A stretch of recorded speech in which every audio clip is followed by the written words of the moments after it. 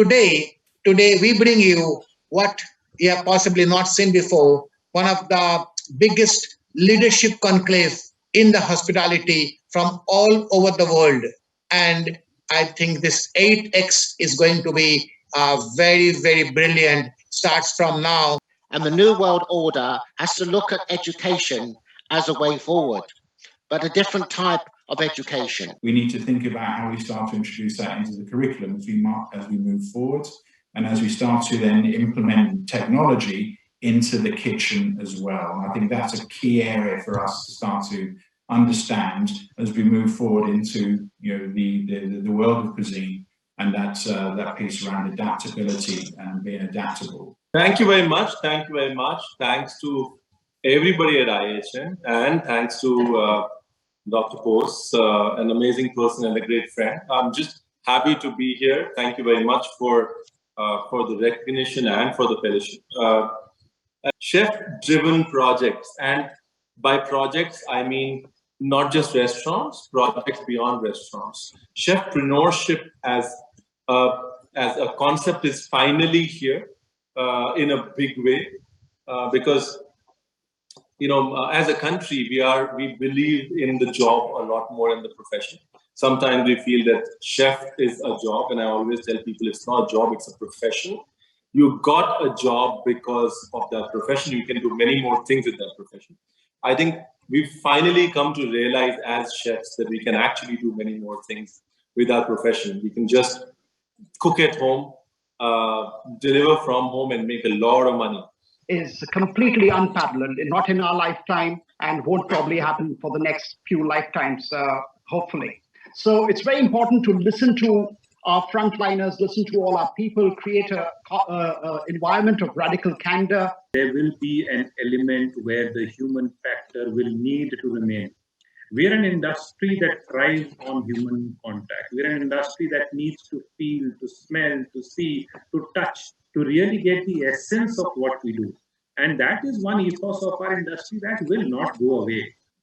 I learned more about cardboard packaging, sustainable packaging, digital platform, delivery companies, what worked, what didn't work, and we turned our restaurants into factories.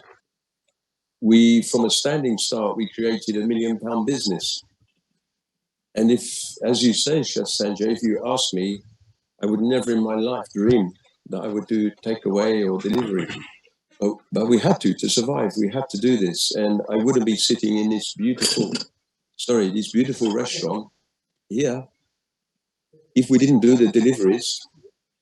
This would have been taken away from us. So we had to find a way to come through. You can literally pick up your device, place your order, and then somebody brings the drink to you. It's not damaging service. You still have that one-to-one interaction when you deliver that, but you're enhancing that speed of service. And customers and people, because of technology, people want instant gratification. They want that immediately. They want to be able to go onto, web browsers and get it instantly straight away. So people's patience has got less, which is not a good thing. But we need to look at that as technology. It's the same when you're in your room. You can then go to your room, sit in there and pick up an iPad, and Four Seasons have been doing this for a long time, is you can change the temperature of your room. You can turn the lights on and off. You can close the curtains.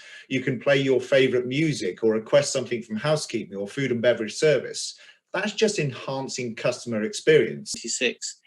And I really do believe it's one of get that knowledge out there, let those youngsters soak it up, and they will be our champions, they will be our messengers, and they will help sort out the problem that we're leaving them.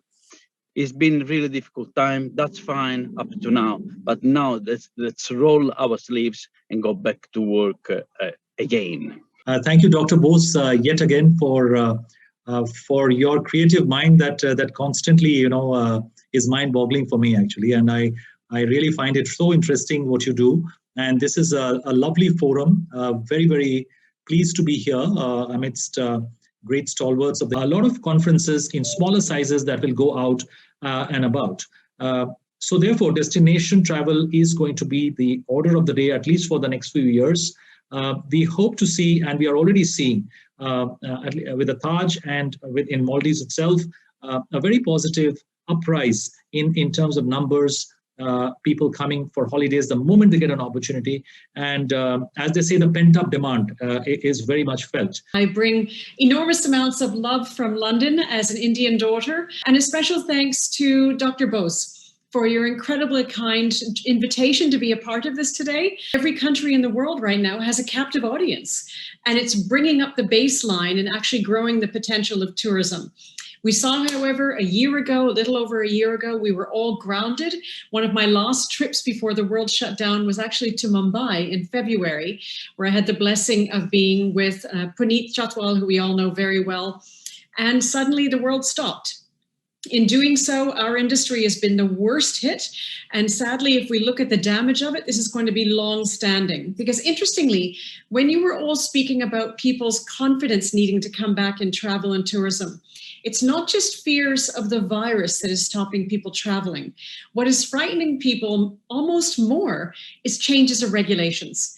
So with governments suddenly opening up borders and then shutting them again, people getting grounded, getting put into quarantine, into isolation, that's what's making travelers nervous. Keeping at the heart of our rebuilding, what the Secretary General of the United Nations says is making sure that we rebuild in a way that is truly sustainable and responsible. It is imperative that we rebuild the tourism sector, but it must be in a way that is safe, equitable, and climate friendly. We've seen hotels shutting down. We've seen businesses shutting down. I think so. One of the big learnings for me is to make sure that debt is very manageable, and is always controlled from the day you start taking any loans or any drawdowns from a bank, all the way till you service it. It's a big learning. Well, forgive me. It's very similar. Cash. Yeah. You've got to have cash. You've got to have it under the mattress. You've got to have it in your back pocket. You've got it as far away from the banks as you can possibly get it, but you need cash. You can make all the provisions you want to protect your staff. You can refund your guests. You can do all sorts of wonderful things so long as you've got cash. And we must thank IIHM, all the staff, and especially Dr. Bose, for bringing us all together. So much we have learned today. We've talked about sustainability. The color of sustainability is green. And this famous motto, "Se Christa Vestit," which is the motto of the Abbey of Monte Cassino, we will bounce back. And they bounced back 3 times because they had the faith, the passion, the determination, which we have seen today, which has been demonstrated today. And we have started to invent the future. The future belongs to us. The future belongs to hospitality and tourism.